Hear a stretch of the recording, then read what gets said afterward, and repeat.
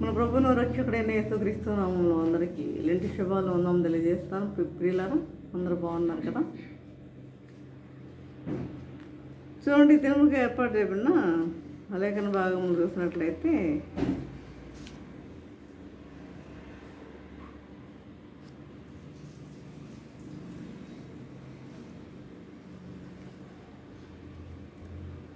మీకా 6వ అధ్యాయము 6వ వచనం.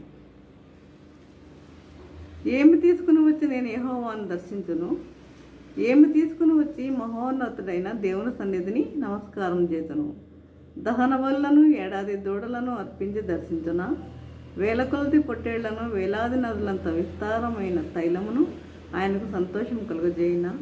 నా అతిక్రమములకై నా జ్యేష్ఠపుత్రుని నేను ఇత్తునా, నా పాప పరిహారముకై నా గర్భఫలము నేను ఇత్తునా. మనుషుడా, ఏది ఉత్తమమో అది నీకు తెలియజేయబడి ఉన్నది. న్యాయముగా నడుచుకుంటయు, కనికరమును ప్రేమించడయు, దీన మనసు కలిగిన దేవుని ఎదుట ప్రవర్తించటయు ఇంతే కదా యెహోవా నిన్ను అడుగుచున్నాడు. ప్రార్థన చేసుకుందాం. పరిశుద్ధుడా, ప్రేమగల తండ్రి, నీ పరిశుద్ధ పాదము స్తోత్రం దేవా ప్రభా. తండ్రి, ఇంకొకనైనా ప్రభా సజీవులుగా ఉంచిన విధానం బట్టినైనా మీకు వందనం తెలియజేసుకుంటున్నాము. తండ్రి, ఇదిగోనైనా మేము వాక్యం మేము ధ్యానించుకుంటుండగా మేము మాతో ఉండండి, మాతోనే నడిపించండి ప్రభా. తండ్రి, ప్రతి ఒక్కరి తండ్రి వినగల చెవులు గ్రహించగల మనసును వాక్యానుసారంగా జీవించే జీవితం దయచేయండి నాయన ప్రభా. తండ్రి, నన్ను నీ సిలుగాటును మరుగుపరచండి నాయన. నన్ను బొరగా సాధనంగా వాడుకున్నామని మా ప్రభా నేసినాం ప్రతి మరి వినమ్మ కొట్టుకుంటున్నాము తండ్రి. ఆమె రోజు అంశం ఏంటంటే, ఏమి ఇస్తే దేవునికి సంతోషం. ఏమి ఇస్తే దేవునికి సంతోషం. చూడండి, మనం చదువుకున్నాం కదా, ఏమి తీసుకుని వచ్చి నేను యెహోవాను దర్శించును అని ఏం అడుగుతున్నాడు. ఏమి తీసుకుని వచ్చి నేను యెహోవాను దర్శించును. ఈ భూమి అంతటివి నావే కదా అంటాడు కదా. మరి ఇక్కడ ఉన్నవన్నీ మనం తీసుకెళ్ళి ఆయనకే ఇస్తామా? కాదు. ఇక్కడ ఏమన్నా అంటే చూడండి, న్యాయంగా నడుచుకుంటయు, కనికరమును ప్రేమించటయు. న్యాయముగా నడుచుకోండి, న్యాయముగా నడుచుకుంటయు, కనికరమును ప్రేమించటయు, దీన మనసు కలిగి నీ దేవుని ఎదుట ప్రవర్తించుటయు ఇంతే కదా దేవుడు నిన్ను అడుగుతున్నాడు. దీన మనసు కలిగి ప్రవర్తించండి అంటున్నాడు. న్యాయంగా నడుచుకోమంటున్నాడు. మరి ఇవన్నీ మనలో ఉన్నాయా? ఇవన్నీ కలిగి మనం జీవిస్తున్నామా? అది ఎవరికి వాళ్ళు ఆత్మ పరిశీలన చేసుకునేవారిగా ఉండాలి. వేల కొలది నదులంత విస్తారమైన తైలం నాకు సంతోషం కలుగజేయనా అంటున్నాడు. వేల కొలది నదులంత విస్తారమైన తైలం నాకు సంతోషం కలుగజేస్తుందా అని అడుగుతుంటే మనం ఏం చేస్తున్నాం? ఆయన వద్దు అది అంటుంటే, ఏది ఆయన వద్దు అంటున్నాడో అదే మనం ఇవ్వడానికి మనం ట్రై చేస్తున్నాం. ఏది ఆయన వద్దు అంటున్నాడో అదే మనం ఇవ్వడానికి మనం ఏం చేస్తున్నాం? ట్రై చేస్తున్నాం. కాబట్టి దేవుని సంతోషపెట్టాలి, మనుషుల్ని సంతోషపెట్టాలి. దేవుణ్ణి సంతోషపెట్టాలి, మనుషుల్ని సంతోషపెట్టాలి. ఏమి చేస్తే ఏమి ఇస్తే దేవుడు సంతోషపడతాడు అని ప్రశ్నకు మనము కొన్ని విషయాలు తెలుసుకుందాం. చూడండి, సండే వచ్చిందనుకోండి, వచ్చినప్పుడు చాలామంది అటెండ్ అయ్యేవారుగా ఉండరు. చాలామంది వెళ్దాంలే, నెక్స్ట్ వీక్ వెళ్దాంలే అనుకుని ఆగిపోయేవారుగా ఉంటారు, లేకపోతే కొన్ని పనుల వల్ల ఆగిపోయేవారుగా ఉంటారు. కానీ ఈ సండే అనేది హాలిడే కాదు, హోలీడే, పవిత్రమైన రోజు. అది సెలవు రోజు కాదు. కాబట్టి మనం ఏం చేయాలంటే, వారానికి కావాల్సిన శక్తి మీ ఉద్యోగంలో కానీ, మీ వ్యాపారంలో కానీ, మరి దేనిలో కానీ అదంతా ఈ 2 గంటల్లో మనం పొందుకుంటాం. ఎంత ఎంత ఎంత సమయం గడుపుతున్నాం దేవుడి సన్నిధికి వెళ్ళి? 2 గంటలు, అంతే కదా.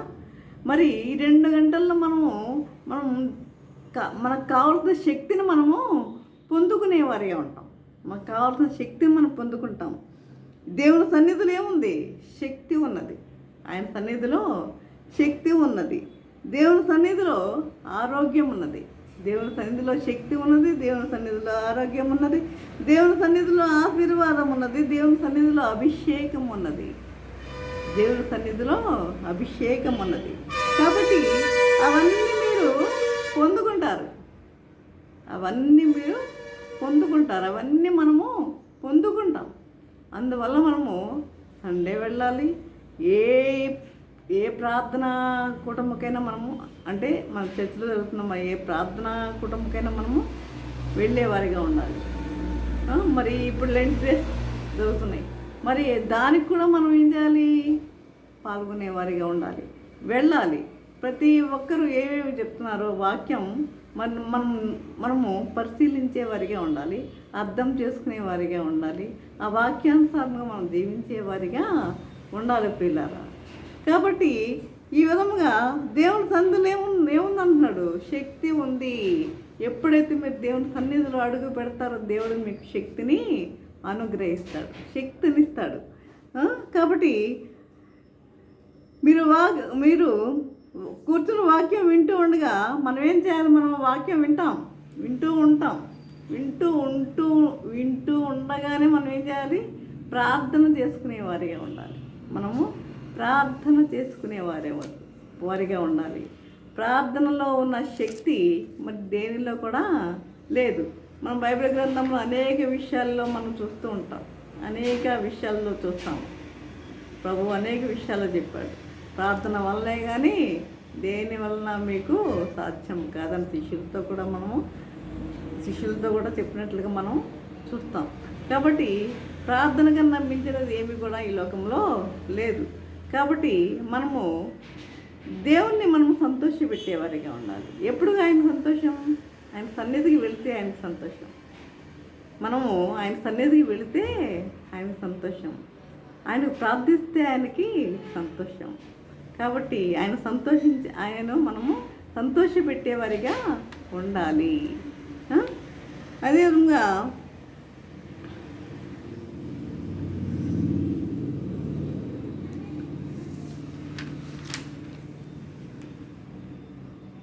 దేవునికి ఏమి ఇస్తే సంతోషము కొన్ని విషయాలు నేర్చుకుందాం.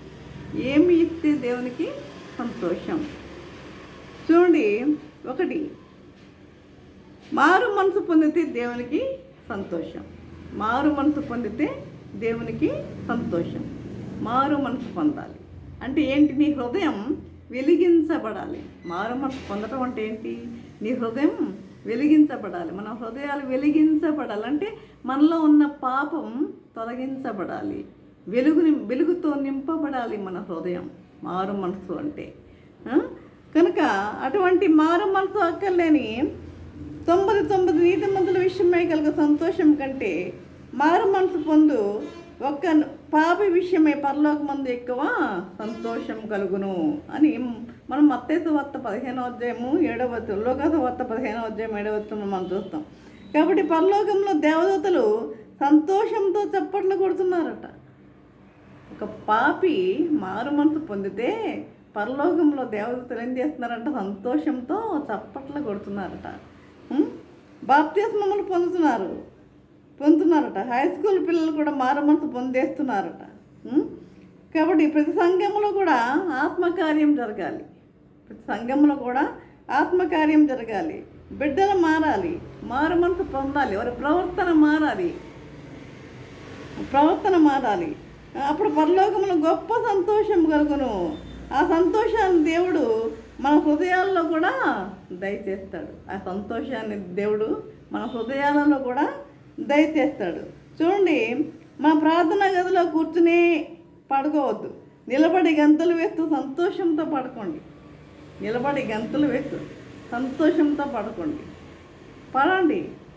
మీ ప్రార్థన అసలు మనకు ఉన్న అన్ని గదుల్లో ప్రతిదీ ఒక బెడ్రూమ్ అని, లేకపోతే ఒక హాల్ అని, ఒక కిచెన్ అని ఇట్లా ఏర్పాటు చేసుకుంటామే కానీ దేవునికి ప్రత్యేకంగా ఒక రూమ్ అంటూ మనము ఏర్పాటు చేసుకోం. దేవునికి ఒక గది ఏర్పాటు చేసుకోం. అదేవిధంగా ఒక అమెరికాలో ఒక వ్యక్తి ఆయన మొత్తం 55 గదులు కట్టాడంట. ఆయన బిల్డింగ్లో 55 గదులు. ఒక దైవజనులను తీసుకువెళ్ళి ఇది దీనికండి అని చెప్పి చెప్తున్నాడంట. కానీ కానీ ప్రార్థనకు కేటాయించిన గది మాత్రము ఆయన చూపించలేదు. అంటే ప్రార్థనకి ఏమాత్రము ఒక రూము ఆయన కేటాయించలేకపోయాడు. కాబట్టి ఎవరైనా సరే ఇక నుండి కట్టుకునే వాళ్ళు ఎవరైనా సరే ప్రార్థనకు ప్రభువుకి ప్రత్యేకమైన ఒక రూమ్ ఏర్పాటు చేసుకోవాలి. అక్కడే మరి కుటుంబ ప్రార్థన కూడా చేసుకునే వారిగా ఉండాలి. ఒకవేళ చూడండి, కొన్నేళ్ళు ఏం చేశాడు, అన్ని జనులను ఇరుగు పొరుగు వారిని కూర్చోపెట్టుకొని పేదల్ని పిలిపించి వాక్యం చెప్పించినట్లుగా మనం చూస్తున్నాం. మరి కొన్నేళ్ళు ఆ విధంగా చేశాడంటే మరి ఏంటి, ఆయన ఏం సంఘం పెట్టినట్ట కాదు కదా. ఆయన ఏం చేశాడు, తను అందరినీ పిలిచి వాక్యాన్ని చెప్పించాడు కదా. మరి ఆ విధంగా ప్రతి ఒక్కరూ ఆ విధంగా చేస్తే వారిగా ఉండాలి. కాబట్టి ఈ విధముగా దేవుని విషయాలు కానీ దేవుని సేవకుల విషయాలు కానీ తప్పుగా లేక తేలిగ్గా మాట్లాడేవారా దేవుడు ఇష్టపడ్డు. దేవుని విషయాలు కానీ దేవుని సేవకుల విషయాలు కానీ తప్పుగా మాట్లాడేవారు అనేక మంది ఉంటారు. దేవుని సేవకుల విషయాల్లో కూడా తప్పుగా మాట్లాడేవారు అనేక మంది ఉంటారు. కానీ జాగ్రత్త, అలాంటి విషయాల్లో మనం జోక్యం కల్పించుకోకూడదు. అదన్నీ చూసుకునేది దేవుడు. కాబట్టి మనము వారి విషయాల్లో తప్పుగా మాట్లాడుకునే వారిగా ఉండకూడదు. కాబట్టి పిల్లలు మారు మనసు పొంది బాప్తిస్మం తీసుకుంటున్నారంటే తల్లిదండ్రుల మీద గొప్ప బాధ్యత ఉన్నది. పిల్లలు మారు మనసు పొంది బాప్తిస్మం తీసుకుంటున్నారంటే తల్లిదండ్రుల మీద గొప్ప బాధ్యత ఉన్నది. కాబట్టి వారి ఆత్మీయ జీవితం అంటే ఎక్కువ తెలియకపోవచ్చు, కానీ మనం వారిని ఆ విధంగా పెంచాలి. ఆత్మీయ స్థితిలో వారు దిగజారకుండా వారు ఆత్మీయ స్థితిలో అభివృద్ధి చెందేవారిగా వారిని మనము పెంచేవారిగా ఉండాలి. అలాగని తల్లిదండ్రులు వారిని ఆటంక పెట్టకండి. తల్లిదండ్రులు వారిని ఆటంక పెట్టేవారిగా ఉండకూడదు. అప్పుడు ఎందుకండి అనొద్దు. కొంతమంది పిల్లలు బాప్తిస్మం తీసుకుంటున్నామంటే అప్పుడే ఎందుకు అనేవారు కొంతమంది ఉంటారు అని వారిని ఆటంక పెట్టవద్దు. కాబట్టి నీవు మారు మనసు పొందితే దేవునికి సంతోషం. కాబట్టి మారు మనసు పొందితే దేవునికి సంతోషం అట. ఒక పాపి మారు మనసు పొందితే ఆ ప్రభుకి ఎంతో సంతోషం అని దేవుని వాక్యం ఇక్కడ తెలియజేస్తుంది. అదే కీర్తన గ్రంథం కీర్తన 37వ అధ్యాయము 23వ వచనములో ఒకరి నడత యెహోవా చేతనే స్థిరపరచబడును, వాని ప్రవర్తన చూచి ఆయన ఆనందించును. అంటే రెండవది ఏంటంటే, మొదటిది ఏంటి, మన మారు మనసు పొందితే దేవునికి సంతోషం. రెండవది మన ప్రవర్తన చూసి దేవునికి సంతోషం. మన ప్రవర్తన, మన బిహేవియర్ ఏ విధముగా ఉన్నది దాన్ని చూస్తే ఆయనకి సంతోషం. నీవు యథార్థమైన ప్రవర్తన కలిగి నడుచుకుంటే దేవునికి సంతోషం. ఎలా? నీవు అబద్ధం ఆడలేదు, డబ్బులు పుచ్చుకోవడం లేదు, లంచాలు తీసుకోవడం లేదు. కాబట్టి ఈ విధముగా ఉండేవాళ్ళంటే దేవునికి సంతోషం. మన ప్రవర్తన చూసి దేవుడు సంతోషించును. కాబట్టి మనం ఎలా ఉన్నాం? మనం నీతిగా, న్యాయంగా, యథార్థంగా జీవించేవారిగా బ్రతుకుతున్నామా? అలాంటి జీవితం మనం కలిగి ఉన్నామా? నీతి, న్యాయము, యథార్థత ఎప్పుడు మనం తప్పిపోకూడదు. మన ప్రవర్తనలో విధేయత అనేది కనిపించాలి. కాబట్టి ఈ విధంగా ఉండాలని ప్రభువు కోరుకుంటున్నాడు. చూడండి, ఏసేపు వలె పాపమునకు దూరంగా పారిపోయేవారిగా ఉండాలి బిడ్డలు. ఏసేపు వలె పాపమునకు దూరంగా పారిపోయేవారిగా ఉండాలి. కాబట్టి అది దేవునికి సంతోషం. ఆడపిల్లలు కూడా జాగ్రత్తగా ఉండాలి. ఆడపిల్లలు కూడా ఎలా ఉండాలి? ఎవరో వచ్చి ఏం చేస్తారు, నన్ను పెళ్లి చేసుకోకపోతే నేను చంపేస్తా అని బెదిరించే వాళ్ళు కూడా ఉన్నారు ఈ దేశంలో. నన్ను పెళ్లి చేసుకోకపోతే నేను చంపేస్తానని చెప్పి యాసిడ్లు పోసిన వాళ్ళు కూడా అనేక మంది ఉన్నారు. అనేక కేసులు మనం చూసాం. కాబట్టి ఈ విధంగా అలా అడుగుతున్న పరిస్థితిలో ఉంది మన దేశం. పెళ్ళంటే వారికి ఎలా ఉంది? చవకైపోయింది. పెళ్ళంటే వాళ్ళకి చాలా చవకైపోయింది. ఈ రోజుల్లో పోలీసు వారు కూడా వాళ్ళని ఏమి చేయలేకపోతున్నారు. నాకు ఆ వ్యక్తే కావాలి, అతన్నే చేసుకుంటాను, తల్లిదండ్రుల మాట కూడా వాళ్ళు లెక్క చేయని స్థితిలోకి వాళ్ళు వెళ్ళిపోతున్నారు అంతే. కాబట్టి ఈ రోజుల్లో పోలీసు వారు కూడా ఏం చేయలేకపోతున్నారు అలాంటి వాళ్ళని. అలాంటి వాళ్ళని పోలీసు వారు కూడా ఏమి తేలైపోతున్నారు. అందుకని మనమే జాగ్రత్తగా ఉందాం. మన బిడ్డలను మనం ఏం చేయాలి? దాచుకోవాలి. మన బిడ్డలను దాచుకోవాలి. అంటే ఏంటి? ఆ బిడ్డలంతా మనము దేవుని సన్నిధికి తీసుకుని వచ్చేవారిగా ఉండాలి. మన బిడ్డలు కాలేజీకి వెళ్తున్నప్పుడు వస్తున్నప్పుడు చాలా జాగ్రత్తగా ఉండాలి. మాట కలపొద్దు. తల దించుకుని వెళ్ళండి, తల దించుకుని వచ్చేవారిగా ఉండాలి. తల దించుకుని వెళ్ళండి, తల దించుకుని వచ్చేవారిగా ఉండేవారిగా ఉండాలి. వివాహం అన్నది పరిశుద్ధమైనది, బహుభయభక్తులతో చేసుకోవాలి. వివాహం అన్నది పరిశుద్ధమైనది. ఈ విధంగా మనం ఏం చేయాలంటే మన బిడ్డలను చాలా జాగ్రత్తగా మనము పెంచేవారిగా ఉండాలని దేవుని వాక్యము తెలియజేస్తుంది. చూడండి, కొంతమంది ఏం చేస్తారు? నా 18 ఏళ్ళు వచ్చాయి కదా, నేను నా ఇష్టం వచ్చిన నేను చేసుకుంటాను అనే స్థితికి కూడా వస్తున్నారు. 18 ఏళ్ళు వచ్చాయంటే నీవు ఇష్టం వచ్చినట్టు గంతులు వేయడానికి ఏం కాదు. నీకు 18 ఏళ్ళు ఇచ్చింది. 18 ఏళ్ళు ఎందుకంటే నీ ఓటు హక్కుకి ఇచ్చారు అంతే. అంతేగాని 18 ఏళ్ళు వచ్చినాయి కదా నేను నా ఇష్టం వచ్చినట్టు చేసుకుంటూ వెళ్ళిపోతానని చెప్పి గంతులు వేయడానికి కాదు. ఇది గుర్తుపెట్టుకుంటారు ఆడపిల్లలు. కాబట్టి ఓటు హక్కు కోసమే ఇచ్చారు ఈ 18 ఏళ్ళు. కనుక ఈ విధంగా మా సమాజం ఏమైంది? తల్లిదండ్రులు ఏమయ్యారు? నీ ఇష్టం వచ్చినట్టు గంతులు వేస్తే సమాజం ఏమైంది? తల్లిదండ్రులు ఏమయ్యారు? మరి ఈ విధంగా సంఘం ఏమైంది? ఈ విధంగా మనం ఏం చేయాలంటే బిడ్డలను మనము చాలా జాగ్రత్తగా పెంచేవారిగా ఉండాలి. తల్లి ఎక్కడ ఉంటే బిడ్డలు కూడా అక్కడే ఉంటారు కదా. తల్లి బైబిల్ తీసుకుని దేవుని సన్నిధిగా వస్తూ ఉంటే బిడ్డలను కూడా వెంట పెట్టుకుని తీసుకుని వచ్చేవారిగా ఉండాలి. ఎక్కడైనా ఎందుకు వెళ్తుందిలే అని చెప్పి బిడ్డలను మనం నిర్లక్ష్యపరిచేవారిగా ఉండొద్దు. ఈ విధముగా మరి మన ప్రవర్తన చూస్తే ఆయన సంతోషపడతాడంట. మన భక్తిని చూసి ఆయన సంతోషపడ్డాడు. మన భక్తిని చూసి మన ఇంటి వారందరూ భక్తి కలిగి ఉండాలని ఆయన కోరుకుంటున్నాడు. మన ఇంటి వారందరూ ఆయనను ప్రేమించాలని ఆయన కోరుకుంటున్నాడు. మనం ఒక్కరమే వెళ్ళిపోయి కూర్చుంటే అది భక్తికి నిదర్శనం ఏం కాదు. కాబట్టి మనం అందరం ఇంటి వారందరూ రావాలి దేవుని సన్నిధికి. ఇంటి వారందరూ రావాలి. ఈ విధముగా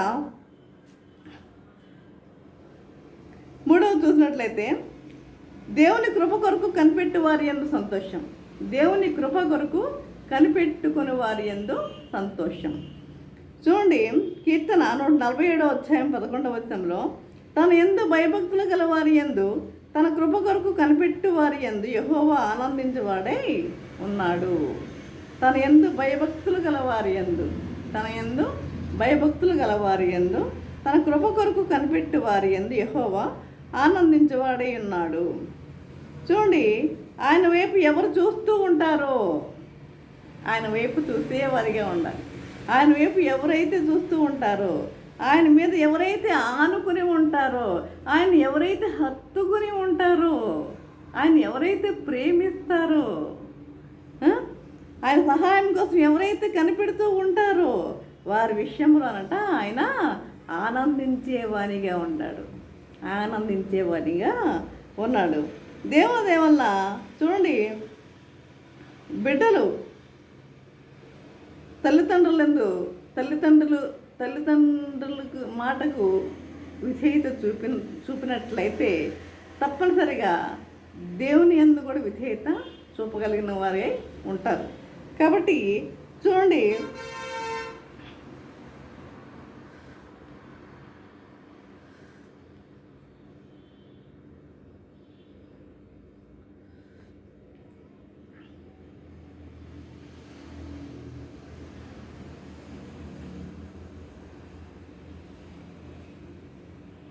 మనము ఆయన కృప కొరకు కనిపెట్టుకుంటున్నాం. ఆయన వైపు చూస్తున్నాం. ఆయన కృప మనకు కావాలి. ఆయన వైపు చూస్తున్నాం. కాబట్టి చూడండి, మనం ఏం చేస్తాం?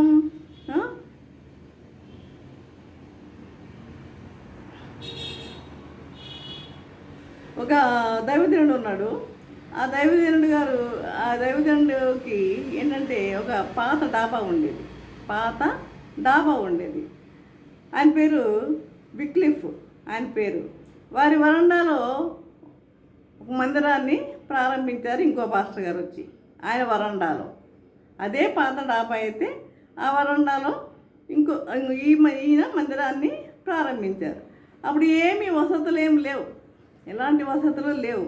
ఒక చిన్న మైక్ కూడా ఉండేది కాదు. తర్వాత ఒక తాటాకి ఇంట్లో మళ్ళీ మొదలుపెట్టారు ఆరాధన. తర్వాత వర్షాలు కురుస్తుంటే పుస్తకాలు బట్టలు అన్నీ కూడా తడిచిపోయాయంట వర్షాలు కురుస్తుంటే. అలాంటి పరిస్థితులు విశ్వాసం ద్వారా వారు ప్రార్థించారు, విశ్వాసంతో ప్రార్థించారు. అవును, క్రైస్తవ జీవితానికి ముఖ్యమైనది ఏంటంటే ముందు విశ్వాసం కలిగి ఉండాలి. కాబట్టి ఇంకా విశ్వాసంతో ముందుకు వెళ్తూనే ఉన్నారు. ఈ ప్రార్థనా మందిరం సేవ ఇంతగా వర్ధిల్లడానికి వెనుక ఆ ప్రార్థనా మందిరం ఆయన ప్రారంభించిన ప్రార్థనా మందిరం ఇంతగా వర్ధిల్లడానికి కారణం ఏంటంటే మొదటి కారణము దేవుడు, ఆయన యందు మనం విశ్వాసం ఉంచాలి. రెండవ కారణము విశ్వాసులైన వారందరూ. రెండవ కారణం దేవుడు, తర్వాత విశ్వాసులు. కాబట్టి తర్వాత ఈ ప్రార్థనా మందిరంను కట్టేటప్పుడు వడ్రంగం వారు తాపీ మేసులు ప్రతిరోజు 50 మంది పనిచేసేవారంట. ఆ ప్రార్థనా మందిరాన్ని కట్టడానికి 50 మంది పనిచేసేవారంట. మరి కట్టేటప్పుడు వడ్రంగం వారు తాపీ మేసులు ప్రతిరోజు పనిచేసేవారు 50 మంది. ఏ రోజుకి ఆ రోజు సాయంత్రం వరకు జీతం డబ్బులు ఇవ్వాలి. ఇంకా నా పని ప్రార్థన చేయడమే. ప్రభా వీరికి ఇవ్వాలి జీతం పంపించని ప్రార్థన చేసేవాడంట ఆయన. ప్రభా నాకు డబ్బులు కావాలి, మనకి వెళ్ళేటప్పుడు కూలి వారికి ఇచ్చేయాలి కదా, పంపించని ప్రార్థన చేసేవాడంట. ఒకసారి డోస్ పూర్తిగా అవ్వలేదు, కోర్టులో పనిచేస్తున్నారు ఒక అమ్మగారు. ఇప్పుడు లేరు కానీ ఆమె చనిపోయారు. ఈ దారిని వెళ్తూ పాస్టర్ గారు చర్చి ఆ పని ఆపేశారేంటని అడిగింది. అమ్మ, ఇది విశ్వాసం ద్వారా కడుతున్నాం, ఇప్పుడు ఆమె తన ఉద్యోగానికి మించినటువంటి ఆ కానుక ఆయన చేతుల్లో పెట్టి ఇది మీరు త్వరగా చేయాలి, మేము ప్రార్థన చేస్తున్నాం మీకోసం అని చెప్పారు. ఆవిడ ఆ సంఘం సంబంధించినది ఏమి కాదు. చూడండి, ఈ సంఘాలన్నీ మనం ఏర్పాటు చేసుకున్నవే కానీ ఈ సంఘం ఆ సంఘం అనేది మనం కూడా అనుకోకూడదు. అసలు సంఘం అంటే ఏంటి? ఎక్కడైనా మనకి వాక్యమే, అక్కడ ప్రకటించిన దేవుని వాక్యమే, ఇక్కడ ప్రకటించిన దేవుని వాక్యమే. కాబట్టి ఆమె ఆ సంఘం వ్యక్తి కాకపోయినా ఏం చేసింది? వారికి కావాల్సినంత డబ్బు ఇచ్చి వెళ్ళింది.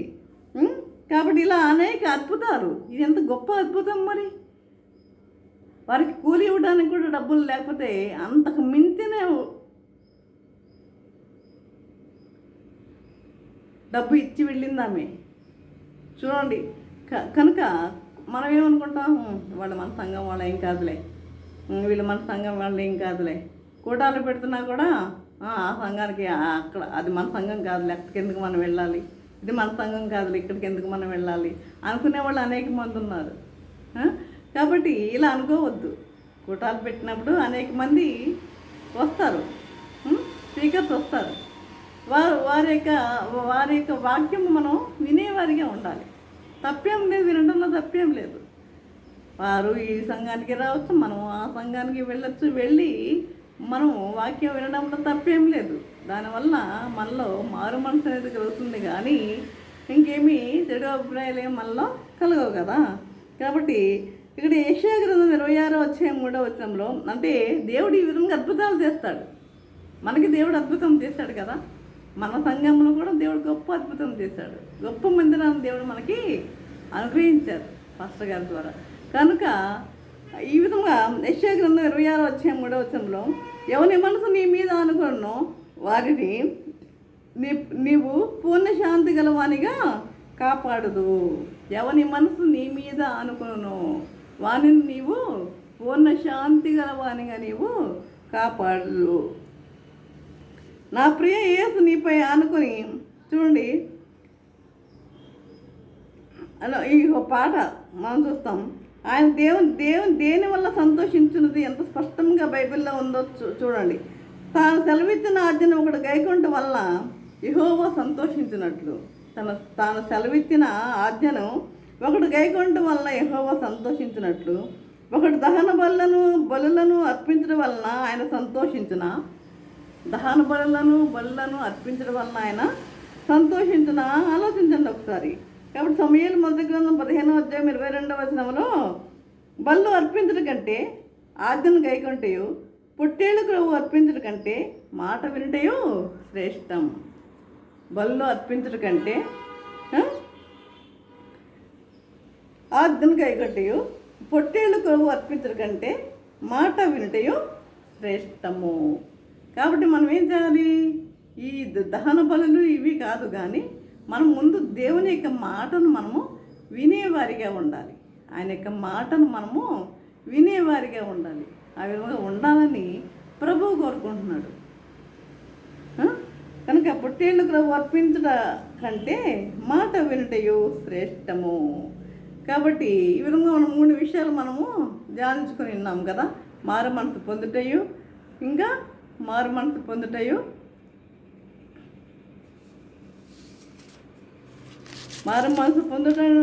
పొందితే దేవునికి సంతోషం. మన ప్రవర్తన చూసి దేవునికి సంతోషం. అదేవిధంగా దేవుని కృప వలన కనిపెట్టే వారి యందు ఆయనకి సంతోషం. కాబట్టి ఈ 3 మనం కలిగి ఉన్నామా లేదా ఒక్కసారి ఆలోచించండి. ఈ 3 మనము కలిగి ఉన్నామా ఒకసారి ఎవరికి వారు పరిశీలన చేసుకోండి. కాబట్టి మనము దేవుని యందు మనం భయభక్తులు కలిగి జీవించేవారిగా ఉండాలి. మారు మనసు కలిగి జీవించేవారిగా ఉండాలి. ఈ 40 రోజులు వాక్యాలలో, ఈ 40 రోజుల ప్రసంగాల్లో అనేకమైన మరి వాక్యాలు మనం వింటున్నాం, అనేకమైన ప్రసంగాలు మనం వింటున్నాం. మరి మార్పు అనేది కలగాలి. ఆ మార్పు కోసమే ఈ యొక్క లెంట్ డేస్ అనేది ఏర్పాటు చేసింది, కానీ ఏర్పాటు చేయడం కానీ ఆచారబద్ధంగా అయితే కాదు. చాలామంది ఆ విధంగా అనుకుంటూ ఉంటారేమో, అవి మనకు అనవసరం. కానీ మనము ఈ 40 రోజులు ప్రసంగాలు వినటం వలన మనలో మార్పు కలుగుతుంది అన్న ఉద్దేశంతోనే ఈ లెంట్ డేస్ అనేది ఏర్పాటు అనేది జరిగింది. కాబట్టి మనము ప్రతిరోజు దేవుని సన్నిధికి వచ్చేవారిగా ఉండాలి. ప్రతిరోజు వచ్చి ఆయన కొరకు ఆయన ఈ యొక్క ఆయన వాక్యం వినట కొరకు ఒక అరగంట కేటాయించలేరు. 24 గంటల వ్యవధిలో ఒక అరగంట దేవునికి కేటాయించలేరు. కాబట్టి ఆయన ఎద్దకు వచ్చి, ఆయన సన్నిధికి వచ్చి, ఆయన సన్నిధిలో సంతోషం ఉన్నది, ఆయన సన్నిధిలో ఆశీర్వాదం ఉన్నది, ఆయన సన్నిధిలో అభిషేకం ఉన్నది. ఇవన్నీ ఒక్కసారి మనసులో పెట్టుకోండి. ఆయన సన్నిధిలో ఆశీర్వాదం ఉన్నది. నువ్వు ఆశీర్వాదం పొందాలంటే దేవుని సన్నిధికి రా. చాలామంది రాని వాళ్ళు అనేక మందిని చూస్తున్నాను. ఇంట్లోనే ఉండే వాళ్ళని అనేక మందిని చూస్తున్నాను. ఆయన సన్నిధిలో ఆశీర్వాదం ఉన్నది, ఆయన సన్నిధిలో సంతోషం ఉన్నది, ఆయన సన్నిధిలో శక్తి ఉన్నది, ఆయన సన్నిధిలో అభిషేకం ఉన్నది. కాబట్టి ప్రియులారా, ప్రతి ఒక్కరూ దేవుని సన్నిధికి వచ్చేవారిగా ఉండండి. ఆయన భయభక్తులు కలిగి జీవించేవారిగా ఉండండి. ఈ విధంగా జీవించటకు పరిశుద్ధాత్మ దేవుడు సహాయం చేసి నడిపించను గాక. ఆమెన్. ప్రార్థన చేసుకుందాం. పరిశుద్ధుడా, ప్రేమగా తండ్రి, నీ పరిశుద్ధ పాదముస్తోత్రం దేవా ప్రభా. తండ్రి ఇదిగోనే ప్రభా, నీ వాక్యం ద్వారా తండ్రి మాతో మాట్లాడిన విధానం బట్టి నాయన మీకు వందనం తెలియజేసుకుంటున్నాం ప్రభా. తండ్రి, ఏమి ఇస్తే దేవునికి సంతోషం అన్న విషయంలో మేము ధ్యానించుకున్నాం నాయ ప్రభా. నాయన తండ్రి, నీకు ఏమి ఇస్తే నీకు సంతోషం అన్న విషయంలో మేము ఉన్నాము నాయన ప్రభా. తండ్రి, అవును నాయన ప్రభా. తండ్రి, మరి మాట వినుటయే శ్రేష్టం అంటున్నాం నాయన ప్రభా. దాన బలులు కాకుండా నాయన ప్రభా, మరి పొట్టేళ్లను అర్పించట కాకుండా తండ్రి మాట వినుటయే శ్రేష్టం అని చెప్తున్నాం నాయన ప్రభా. తండ్రి, మరి మేము ఆ విధంగానే నీ ఆజ్ఞను మేము పాటించేవారిగా మేము ఉండాలి నాయన ప్రభా. నీ ఆజ్ఞలను పాటించేవారిగా, నీ యొక్క నిబంధనలను, నీ విధులను, నీ కట్టడలను మేము మరి గైకొనేవారిగా ఉంటకు నీ కృపను అనుగ్రహించండి ప్రభా. ప్రతి ఒక్కరిలో మారు మనసు అనేది దయచేయమని నజరేయుడైన యేసు బ్రతిమాలు వినముగా వేడుకొంచున్నాము తండ్రి. ఆమెన్. తండ్రి అయిన దేవుని ప్రేమయు, కుమారుడైన యేసుక్రీస్తు కృపయు, పరిశుద్ధాత్మక అన్యోన్య సహవాసము సకల దేవుని సదాకాలము ప్రభా. తండ్రి ఎంతమంది అయితే ప్రభు వాక్యం వినిన్నారు ప్రతి ఒక్కరికి తోడి నిల్చుండును గాక. ఆమెన్.